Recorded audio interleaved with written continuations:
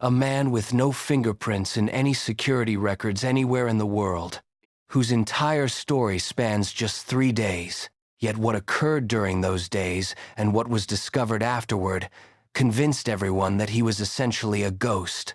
The story of Peter Bergmann is one of the strangest human tales ever told.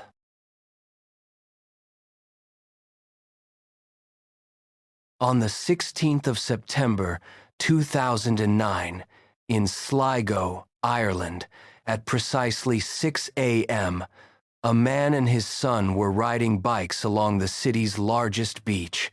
The son decided to step into the water for a moment to enjoy the calm sea. As the father stood watching from the shore, he noticed a strange object among the rocks. Upon drawing closer, he discovered it was the body of an elderly man, prompting him to call his son over immediately and notify the police. Upon examining the body, minor facial bruises were found, likely caused by collision with the rocks. The man was wearing blue swimwear and a white t-shirt tucked inside the swim trunks in an unusual, uncharacteristic manner for swimming. Although his appearance suggested drowning, there were no footprints on the beach and no clothing nearby, indicating he had likely entered the water elsewhere before the waves washed him ashore. A short distance down the beach, police officers found a black leather jacket, trousers, and shoes, all neatly placed together. The pockets were entirely devoid of money or official identification. Even stranger, all brand labels on the clothing and shoes, including the swimwear and t-shirt, had been meticulously removed and cut away to prevent identifying their origin or manufacturer. After transferring the body to the forensic team, searches revealed no missing person reports matching his description. Reviewing surveillance cameras near the beach showed a taxi pulling up the previous day, September 15 at 5 p.m. The man exited, approached the sea for about 10 minutes while the taxi waited, and then got back inside. Police tracked down the taxi driver, who stated he had picked the man up in front of the Sligo City Hotel. Upon arriving at the hotel and presenting the photograph, reception staff recognized him, stating he had stayed there under the name Peter Bergmann starting September 1-4 days before his body was found.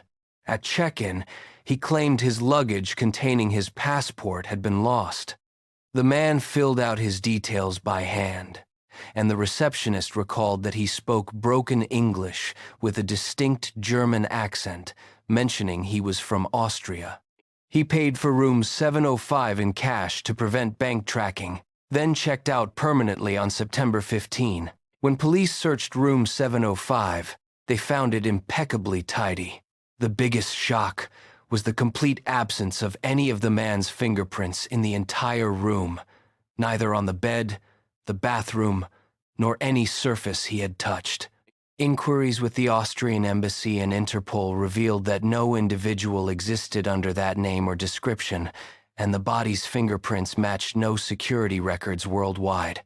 Hotel CCTV footage revealed that the man arrived on September 12, carrying 2 bags and a plastic bag, paying sharp attention to camera locations. He had reached the hotel via a taxi from the main bus station, which served multiple routes from various towns, making it impossible to determine his point of origin. Hotel CCTV footage revealed that the man arrived on September 12, carrying 2 bags and a plastic bag, paying sharp attention to camera locations. He had reached the hotel via a taxi from the main bus station, which served multiple routes from various towns, making it impossible to determine his point of origin. During his 3-day stay, he left the hotel 13 times, always carrying the plastic bag filled with items. He would deliberately slip out of camera range in dark or unmonitored areas, returning to the hotel without the bag. This strongly suggested he was systematically disposing of his personal belongings and documents piece by piece. One camera caught him purchasing postage stamps and writing a letter, though its destination and recipient were never uncovered. On September 15, he took a taxi to the beach at 5 p.m., returned to retrieve his luggage, handed over his room key, and checked out. He then walked to the bus station but did not buy a ticket. Instead, he sat calmly in the waiting area, eating a sandwich and drinking coffee. He pulled a piece of paper from his pocket, reading it intently multiple times as if memorizing its contents, before tearing it into tiny pieces and discarding it.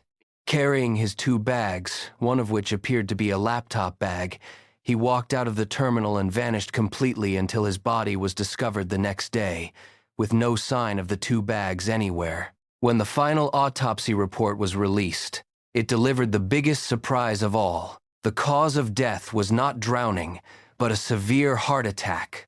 The man had never actually entered the water. The traces of seawater on his body were simply due to waves washing over him on the shore. Even more striking, the autopsy revealed he was suffering from advanced stages of lung cancer and bone, lymphoma tumors. The pain would normally have been unbearable without strong painkillers. Yet toxicology reports showed no medication or pain relievers in his system whatsoever. He had moved around and acted with absolute composure without displaying any outward signs of agony. DNA samples were retained in hopes of future identification.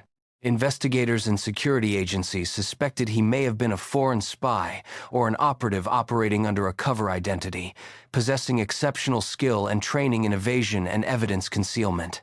Ultimately, the file on Peter Bergmann remains closed as one of history's most profound enigmas, a man who meticulously orchestrated his own disappearance and death on his own terms, departing the world without his real name, without a past, and without a single trace. If you enjoyed the full details of this mysterious story, make sure to subscribe to the channel and join our community for more compelling tales and investigations. Thank you for watching, and see you in the next story.